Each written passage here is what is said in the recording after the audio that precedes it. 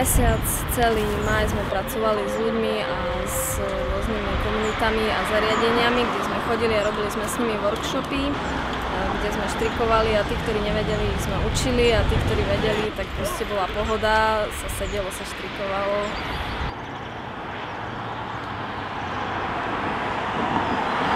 Bolo zaujímavé pracovať s tými rôznymi ľuďmi a rôznymi komunitami. No a zatiaľ, ak to inštalujeme, tak zatiaľ som spokojná, uvidím, keď to bude celé.